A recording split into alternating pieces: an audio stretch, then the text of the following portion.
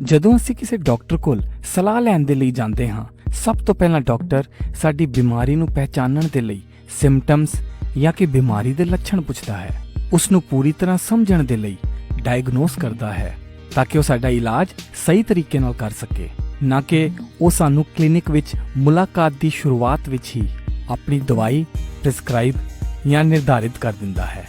ਅੱਜ ਅਸੀਂ ਗੱਲ ਕਰਾਂਗੇ ਸਟੀਵਨ ਆਰ ਕੋਵੀ ਦੀ popular book the 7 habits of highly effective people ਦੇ ਵਿੱਚ ਦੱਸੀ 5th habit seek first to understand then to understood ਦੇ ਬਾਰੇ।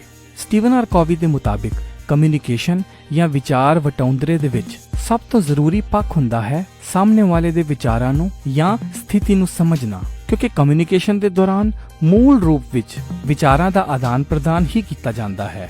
ਇਸੇ ਤਰ੍ਹਾਂ ਜਦੋਂ ਅਸੀਂ ਕਿਸੇ ਫਿਜ਼ੀਸ਼ੀਅਨ, ਲਾਇਰ, ਕੰਸਲਟੈਂਟ ਜਾਂ ਹੋਰ ਕਿਸੇ ਵੀ ਪ੍ਰੋਫੈਸ਼ਨ ਜਾਂ ਪੇਸ਼ੇਵਰ ਦੇ ਕੋਲ ਸਲਾਹ ਲੈਣ ਦੇ ਲਈ ਜਾਂਦੇ ਹਾਂ, ਉਹ ਸਭ ਤੋਂ ਪਹਿਲਾਂ ਸਾਡੇ ਵਿਚਾਰਾਂ ਨੂੰ ਸੁਣ ਕੇ ਸਾਡੇ ਸਰੀਰ ਦੇ ਦਰਦ, ਸਾਡੇ ਲੀਗਲ ਕੇਸ ਦੀ ਡਿਟੇਲਸ ਅਤੇ ਪ੍ਰੋਬਲਮ ਨੂੰ ਸਮਝਣ ਤੋਂ ਬਾਅਦ ਹੀ ਆਪਣੀ ਸਲਾਹ ਸਾਨੂੰ ਦਿੰਦੇ ਹਨ। ਪਰ ਆਮ ਜ਼ਿੰਦਗੀ ਵਿੱਚ ਅਸੀਂ ਅਕਸਰ ਇਹ ਦੇਖਦੇ ਹਾਂ ਕਿ ਕਈ ਵਾਰ ਅਸੀਂ ਦੂਸਰੇ ਨੂੰ ਸਮਝਦੇ ਹੀ ਨਹੀਂ, ਬਲਕਿ ਆਪਣੀ ਸਲਾਹ ਨੂੰ ਉਸ ਦੇ ਉੱਪਰ ਥੋਪਣ ਦੇ ਲਈ ਕਮਿਊਨੀਕੇਟ ਕਰ ਰਹੇ ਹੁੰਦੇ ਹਾਂ ਤਾਂ ਕਿ ਅਸੀਂ ਉਹਨਾਂ ਨੂੰ ਮੈਨੂਪੂਲੇਟ ਕਰ ਸਕੀਏ, ਪ੍ਰਭਾਵਿਤ ਕਰ ਸਕੀਏ ਜਾਂ ਆਪਣੇ ਮਨਸੂਬਿਆਂ ਵਿੱਚ ਕਾਮਯਾਬ ਹੋ ਸਕੀਏ।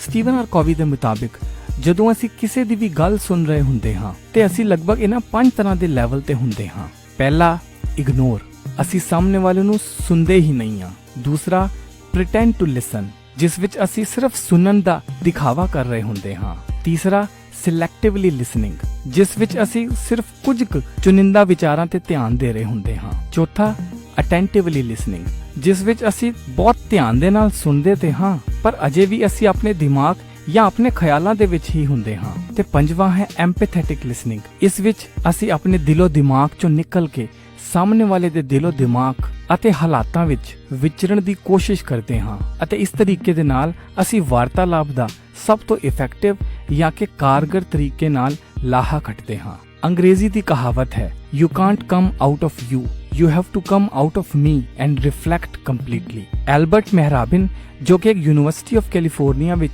ਸਾਈਕੋਲੋਜੀ ਦੇ ਪ੍ਰੋਫੈਸਰ ਹਨ, ਉਹਨਾਂ ਦੀ ਮਸ਼ਹੂਰ ਕਿਤਾਬ ਸਾਇਲੈਂਟ ਮੈਸੇजेस ਵਿੱਚ ਉਹਨਾਂ ਨੇ ਇਹ ਦਰਸਾਇਆ ਕਿ ਸਾਡੇ ਬੋਲ ਚਾਲ ਵਿੱਚ ਸਾਡੇ ਅੱਖਰਾਂ ਦੀ ਮਹੱਤਵਤਾ ਸਿਰਫ 7% ਹੁੰਦੀ ਹੈ ਔਰ ਬਾਕੀ 93% ਨਾਨ ਵਰਬਲ ਜਾਂ ਕਿ ਸੰਕੇਤਕ ਹੁੰਦਾ ਹੈ, ਜਿਸ ਵਿੱਚ ਆਉਂਦਾ ਹੈ ਸਾਡੇ ਬੋਲਣ ਦੀ ਟੋਨ ਜਾਂ ਕਿ ਲਹਿਜ਼ਾ ਹੋਰ ਤਰੀਕਾ ਅਤੇ ਸਾਡੀ ਬਾਡੀ ਲੈਂਗੁਏਜ। ਇੱਕ ਬਰਫ਼ ਦੇ ਪਹਾੜ ਦੇ ਨਿਆਈ ਸਾਡੇ ਅਕਸ਼ਰ ਦਰਸਾਉਂਦੇ ਹਨ ਸਿਰਫ 7% ਹਿੱਸਾ, ਜਦੋਂ ਕਿ 93% ਕਮਿਊਨੀਕੇਸ਼ਨ ਦਾ ਹਿੱਸਾ ਸਾਨੂੰ ਨਜ਼ਰ ਵੀ ਨਹੀਂ ਆਉਂਦਾ ਹੈ, ਜੋ ਸਾਡੀ ਮਨਸ਼ਾ ਅਤੇ ਵਿਚਾਰਾਂ ਦੇ ਉਦੇਸ਼ ਦਾ ਮੂਲ ਹੁੰਦਾ ਹੈ।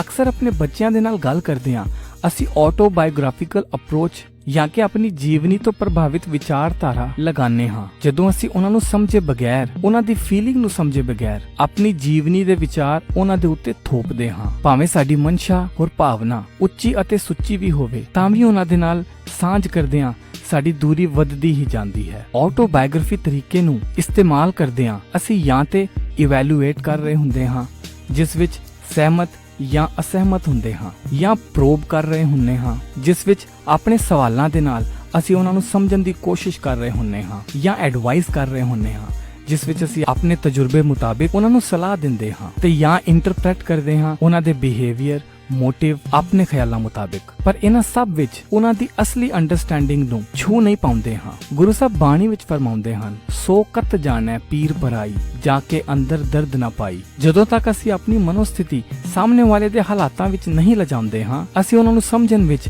ਨਾਕਾਮਯਾਬ ਰਹਾਂਗੇ ਤੇ ਇਹੀ ਕਮਿਊਨੀਕੇਸ਼ਨ ਦਾ ਮੂਲ ਭਾਵ ਹੈ। ਕਾਰਪੋਰੇਟ ਵਰਲਡ ਦੀ ਦੁਨੀਆ ਵਿੱਚ ਵੀ ਅਸੀਂ ਨਵੇਂ ਸੇਲਜ਼ਮੈਨ ਨੂੰ ਦੇਖਦੇ ਹਾਂ ਜੋ ਸਿਰਫ ਸੇਲਜ਼ ਨੂੰ ਕਲੋਜ਼ ਕਰਨ ਵੱਲ ਧਿਆਨ ਦਿੰਦੇ ਹਨ, ਜਦੋਂ ਕਿ ਇੱਕ ਪ੍ਰੋਫੈਸ਼ਨਲ ਜਾਂ ਪੇਸ਼ੇਵਰ ਲੋਕ ਗ੍ਰਾਹਕ ਨੂੰ ਸੋਲੂਸ਼ਨ ਜਾਂ ਕਿ ਸਮਾਧਾਨ ਅਤੇ ਉਹਨਾਂ ਦੀ ਸਮੱਸਿਆ ਦਾ ਨਿਵਾਰਨ ਕਰਨ ਵੱਲ ਤਵੱਜੋ ਦਿੰਦੇ ਹਨ। ਐਮਪੈਥੀ ਜਾਂ ਕਿ ਹਮਦਰਦੀ ਦੇ ਵਿਚਾਰ ਨੂੰ ਹੋਰ ਗਹਿਰਾਈ ਨਾਲ ਸਮਝਾਉਂਦੇ ਹਾਂ ਸਟੀਵਨ ਆਰ ਕੋਵੀ ਇੱਕ ਟਰਾਂਸਲੇਟਰ ਜਾਂ ਕਿ ਅਨੁਵਾਦਕ ਦੇ ਉਦਾਹਰਣ ਨੂੰ ਦਰਸਾਉਂਦੇ ਹਨ। ਜਿਸ ਤਰ੍ਹਾਂ ਇੱਕ ਅਨੁਵਾਦਕ ਸਿਰਫ ਤੇ ਸਿਰਫ ਬੋਲਣ ਵਾਲੇ ਦੇ ਅੱਖਰਾਂ ਦਾ ਹੋਰ ਭਾਵਨਾ ਦਾ ਅਨੁਵਾਦ ਕਰਦਾ ਹੈ ਔਰ ਆਪਣੇ ਕਿਸੇ ਵੀ ਵਿਚਾਰ ਨੂੰ ਅਨੁਵਾਦ ਵਿੱਚ ਨਹੀਂ ਲਿਆਂਦਾ ਹੈ। ਹੂਬਹੂ ਇਸੇ ਤਰੀਕੇ ਨਾਲ ਸਾਨੂੰ ਵੀ ਕਮਿਊਨੀਕੇਸ਼ਨ ਦੇ ਦੌਰਾਨ ਸਾਹਮਣੇ ਵਾਲੇ ਦੇ ਅੱਖਰਾਂ ਨੂੰ, ਭਾਵਨਾਵਾਂ ਨੂੰ ਅਤੇ ਹਾਵ ਭਾਵ ਨੂੰ ਸਿਰਫ ਸਮਝਣਾ ਚਾਹੀਦਾ ਹੈ, ਆਪਣੇ ਕਿਸੇ ਵੀ ਪਰਸੈਪਸ਼ਨ ਜਾਂ ਅਨੁਭੂਤੀ ਤੋਂ ਬਗੈਰ। ਅੰਗਰੇਜ਼ੀ ਦੀ ਕਹਾਵਤ ਹੈ, The key to listening is with the eyes and the heart। ਐਮਪੈਥੀ ਜਾਂ ਹਮਦਰਦੀ ਦੀ ਰਾਹ ਸਾਨੂੰ ਦੱਸਦੀ ਹੈ ਕਿ ਪਹਿਲਾਂ ਅਸੀਂ ਇੰਪ੍ਰੈਸ ਹੋਣਾ ਹੈ, ਉਸ ਤੋਂ ਬਾਅਦ ਹੀ ਕਿਸੇ ਦੀ ਸਹਾਇਤਾ ਕੀਤੀ ਜਾ ਸਕਦੀ ਹੈ। ਹਮਦਰਦੀ ਵਿੱਚ ਪਹਿਲਾਂ ਅਸੀਂ ਆਪਣੇ ਆਪ ਨੂੰ ਐਜੂਕੇਟ ਕਰਦੇ ਹਾਂ, ਫਿਰ ਉਸ ਤੋਂ ਬਾਅਦ ਦੂਸਰਿਆਂ ਨੂੰ ਕੋਈ ਸਲਾਹ ਦਿੰਦੇ ਹਾਂ। ਆਪਣੇ ਕਸਟਮਰਸ ਦੇ ਲਈ ਅਸੀਂ ਪਹਿਲਾਂ ਉਹਨਾਂ ਦੀ ਜ਼ਰੂਰਤ ਸਮਝਦੇ ਹਾਂ, ਉਹਨਾਂ ਦੇ ਲਈ ਸਰਵੇ ਕਰਦੇ ਹਾਂ ਅਤੇ ਉਸ ਤੋਂ ਬਾਅਦ ਕਿਸੇ ਪ੍ਰੋਡਕਟ ਨੂੰ ਕ੍ਰੀਏਟ ਕਰਦੇ ਹਾਂ ਜੋ ਉਹਨਾਂ ਦੀ ਜ਼ਰੂਰਤ ਨੂੰ ਪੂਰਾ ਕਰ ਸਕੇ। ਅਤੇ ਦੂਸਰਿਆਂ ਦੇ ਅੱਖਰ ਹੋਰ ਭਾਵਨਾਵਾਂ ਨੂੰ ਸਮਝਣ ਦੇ ਲਈ ਅਸੀਂ ਇੱਕ ਟਰਾਂਸਲੇਟਰ ਦੇ ਨਿਆਈ ਸਿਰਫ ਸੀਕ ਟੂ ਅੰਡਰਸਟੈਂਡ ਕਰਦੇ ਹਾਂ ਤਾਂ ਕਿ ਟੂ ਬੀ ਅੰਡਰਸਟੂਡ ਦੀ ਅਵਸਥਾ ਤੱਕ ਪਹੁੰਚਿਆ ਜਾ ਸਕੇ। ਅਸੀਂ ਹੁਣ ਤੱਕ ਆਪਣੀ 7 ਹੈਬਿਟਸ ਦੀ ਸੀਰੀਜ਼ ਦੇ ਅੰਦਰ ਹੈਬਿਟ 1, ਹੈਬਿਟ 2, ਹੈਬਿਟ 3 ਅਤੇ ਹੈਬਿਟ 4 ਆਲਰੇਡੀ ਵਿਚਾਰ ਚੁੱਕੇ ਹਾਂ। ਜੇਕਰ ਤੁਸੀਂ ਉਹ ਵੀਡੀਓ ਨਹੀਂ ਦੇਖੇ ਹਨ ਤੇ ਤੁਸੀਂ ਇਹਨਾਂ ਲਿੰਕਸ ਤੇ ਜਾ ਕੇ ਉਹਨਾਂ ਵੀਡੀਓਜ਼ ਨੂੰ ਦੁਬਾਰਾ ਦੇਖ ਸਕਦੇ ਹੋ, ਕਿਉਂਕਿ ਇਹ ਸਾਰੀ ਹੈਬਿਟਸ ਇੱਕ ਤਰਤੀਬ ਵਿੱਚ ਵਿਚਾਰੀਆਂ ਗਈਆਂ ਹਨ। ਮੇਰਾ ਨਾਮ ਸਤਿੰਦਰ ਸਿੰਘ ਹੈ ਤੇ ਮੈਂ ਆਪਣੇ ਇਸ ਸਿੰਘ ਵਿਜ਼ਡਮ ਪਲੇਟਫਾਰਮ ਤੇ ਬੱਚਿਆਂ ਤੋਂ ਲੈ ਕੇ ਯੰਗਸਟਰਸ ਹੋਰ ਪ੍ਰੋਫੈਸ਼ਨਲਸ ਦੇ ਲਈ ਇਸੇ ਤਰੀਕੇ ਦੇ ਐਜੂਕੇਸ਼ਨਲ ਟੌਪਿਕਸ ਦੀਆਂ ਵਿਚਾਰਾਂ ਦੀ ਸਾਂਝ ਕਰਦਾ ਹਾਂ। ਜੇਕਰ ਤੁਸੀਂ ਕੋਈ ਸੁਝਾਅ ਜਾਂ ਸਲਾਹ ਦੇਣਾ ਚਾਹੁੰਦੇ ਹੋ ਤੇ ਤੁਸੀਂ ਮੈਨੂੰ ਮੈਸੇਜ ਕਰ ਸਕਦੇ ਹੋ ਜਾਂ ਨੀਚੇ ਕਮੈਂਟ ਕਰ ਸਕਦੇ ਹੋ।